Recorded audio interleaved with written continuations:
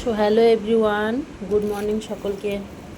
বন্ধুরা, আজকে অনেকটা দেরি হয়ে গেছে। এই যে দেরি হয়ে গেছে জলখাবার খেতে, তাই আর কিছু বানাতে পারিনি।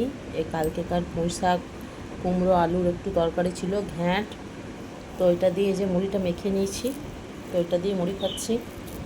আর কিছু আজকে বানানো হয়নি। তো এইরকম করে তোমরা খেতে খাও, জানিও। আমার তো বেশ ভালোই লাগে। আশা করি অনেকে এরকম খেতে পছন্দ করে। খারাপ লাগে না বন্ধুরা, একবার খেয়ে দেখো। পুঁই শাকের তরকারি দিয়ে মুড়ি, এই যে ডাঁটা আছে, ডাঁটাগুলো বেশ চিবি চিবি খায়। অনেকে খায় না, ফেলে দেয়। দেখো, তরকারিটা না পাকা কুমড়ো দেওয়া হয়েছিল, সেই কারণে কালারটা খুবই সুন্দর এসেছিল বন্ধুরা।